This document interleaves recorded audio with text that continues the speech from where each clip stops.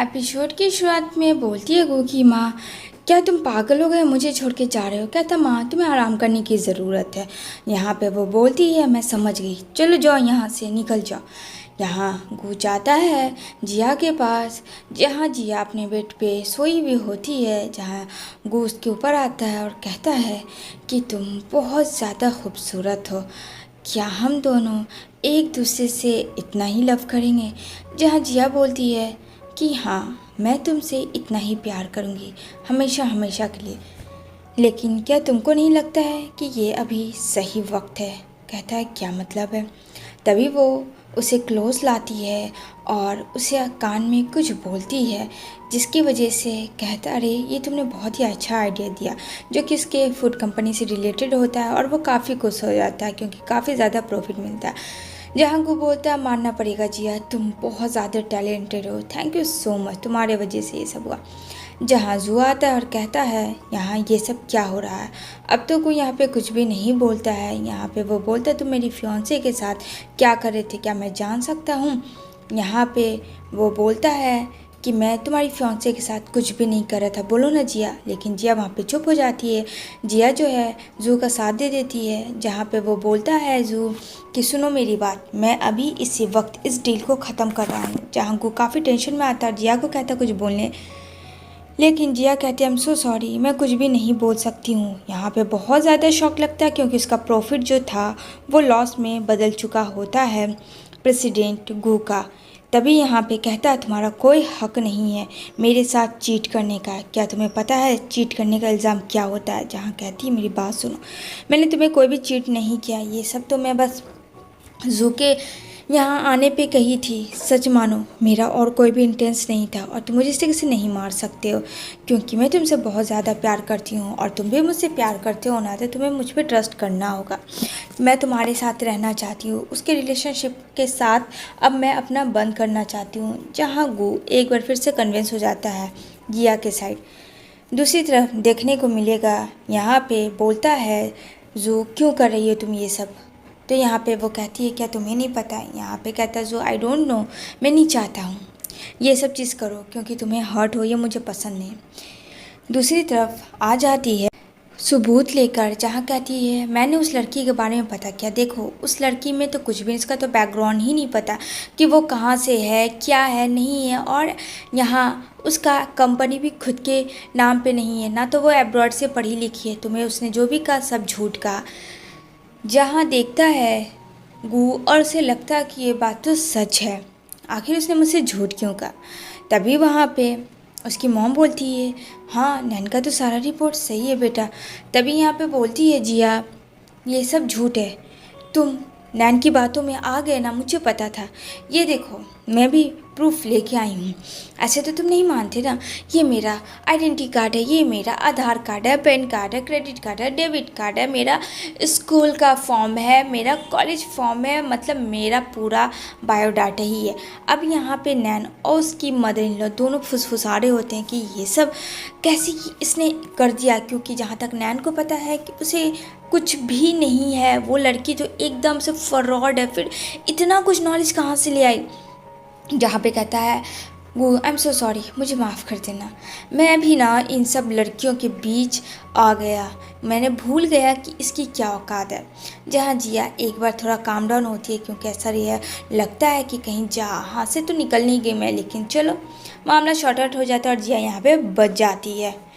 जहाँ गू कहता है कि अब आगे क्या करना है। जहाँ जिया बोलती है देखती हूँ क्या करना है और किस तरीके से अब नॉमिनेट करना है। दूसरी तरफ आ जाता है जू, वहाँ पे वो कहता है देखो मुझे नहीं लग रहा है कि तुम अब गू के करीब जाओ। जहाँ गू को जो है काफ़ी गुस्सा आता है क्योंकि उसका जो है कंपनी वो दिन पे दिन बैठा जा रहा होता है और उसे पता चल जाता है कि जिया ने उसके साथ चीट किया है। दूसरी तरफ नैन किसी और आदमी के साथ जो कि उसका बॉयफ्रेंड है एक्स, उसके साथ वो एंजॉय कर रही होती है। तभी घंटी बजती है बेल की, जो कहता है उसका बॉयफ्रेंड नहीं, रात को कौन आया। वो छिप जाता है जहाँ कोई और नहीं बल्कि गू होता है। यहाँ पे कहता है आई एम सो सॉरी, मुझे माफ़ कर दो, मुझे पता है तुम सही हो और उसने मुझे चीट किया। यहाँ पे कहती नहीं अब क्या फ़र्क पड़ता है, जब मैं बता रही थी तो नहीं, उसे तो तुम्हें कोई मतलब ही नहीं था, बहुत ज़्यादा प्यार करते थे। वो उसे हक करता और कहता प्लीज़ मुझे छोड़ के मत जाओ, मुझे तुम्हारी ज़रूरत है। कहती नहीं नहीं नहीं, मैं तो वैसी लड़की नहीं हूँ ना। दूसरी तरफ देखने को मिलेगा जिया को और गू को, जहाँ ये दोनों उसे हटाकर किस तरीके से प्रॉफिट कमाने की बातें कर रहे होते हैं। और यहाँ पे फ्रेंड नैन जो है फूड कंपनी के ऑनर को लाती है, जिनका इनका छोटा कंपनी होता है, भले ही वो जू की तरह नहीं होता है, लेकिन वो बोलता है कि तुम्हारे तरफ से ये ऑफ़र अच्छा, अगर तुम मेरे साथ डील कर लो तो। जहाँ बोलता है गू ये सही रहेगा। दूसरी तरफ देखने को मिलेगा जहाँ जू है प्यार का इजहार कर देता है अपने और कहता है क्या तुम मुझसे शादी करोगी। ये बात सुन के जिया काफ़ी खुश हो जाती है, क्योंकि कहीं ना कहीं जिया भी उसे चाह रही होती है। लेकिन एंट्री होती है उसकी एक्स गर्लफ्रेंड की, जहाँ वो बोलती है तुम मेरे रहते किसी और के साथ शादी कैसे कर सकते हो, क्या तुम भूल गए मेरे डैड ने तुम्हें पैसे दिए थे और आज तुम उन्हीं के बलबूते हो। क्या हमारे बीच में ये डील नहीं हुआ था तुम्हारे डैड और मेरे डैड से। अब यहाँ पे जिया कहती है तुम कौन होती हो इस तरीके से आने के लिए, और सडनली आने का क्या मतलब है। मुझे जहाँ तक पता तुम दोनों का ब्रेकअप हो चुका था। जहाँ वो बोलती है नहीं, मैं तो कुछ दिन के लिए बाहर अब्रॉड चली गई थी, मैंने गू से ब्रेकअप नहीं किया था। एंड नेक्स्ट सीन में फ्रेंड वो जब घर जाती है तो उसे किडनैप कोई कर लेता है, जो कि फ्रेंड किसी और ने नहीं गू ने किया था, रिवेंज लेने के लिए किस तरीके से उसे फंसाया और उसके असलियत रूप सामने आ गया था। जहाँ कहता है यू अगली, तुम वही हो जिसे मैंने धक्के मार के फेंका था, क्यों भूल गई और प्लास्टिक सर्जरी करवा के वापस आई मेरी ज़िंदगी में मेरा सब कुछ बर्बाद करने के इरादे से। और एक हद तक तुम हो भी गई, लेकिन क्या तुम भूल गई मैं वो शख्स हूँ जो अपने प्रॉफिट के लिए कुछ भी कर सकता हूँ। और उसका साथ दे रही थी फ्रेंड जू की फियांसे। और यहाँ पे वो आई थी जिया को कार देने, क्योंकि ज़बरदस्ती से बैंकक्रप्ट होने के कारण जू को जो है शादी करनी पड़ रही थी उसकी फियांसे से। कहती है मेरी कल शादी है तो मेरी शादी में ज़रूर से आना, बस मैं तुम्हें इनविटेशन देने आई थी और तुम्हारा इस हाल को देखकर मुझे बड़ा सुकून मिला।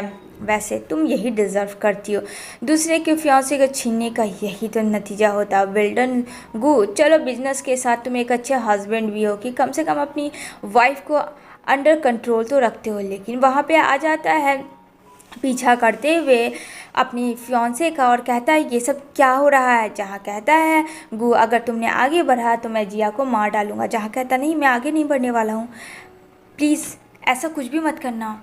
और यहाँ पे अपनी फियांसे को बोलता है कि तुम ये सब चीज़ कर रही थी, मुझे तो सच में अंदाज़ा भी नहीं था कि तुम इस हद तक गिर जाओगी, मुझे ब्लेम करके मेरी होने वाली वाइफ को ही छीन लोगी और अपने आप आ जाओगी, तभी तो मैं सोचूं। लेकिन फ्रेंड वो जो आया था पूरे फोर्स के साथ आया था, जहां पुलिस उसे अरेस्ट करती है और यहाँ पे मारने के इसमें उसे गिरफ्तार करती है, उसकी फियांसे को और गू को। यहाँ पे बहुत ज़्यादा तबीयत ख़राब हो जाती है जिया की, जहाँ कहता है मैं आ चुका हूँ, मैं तुम्हें बचा लूँगा, डोंट वरी, सब ठीक हो जाएगा।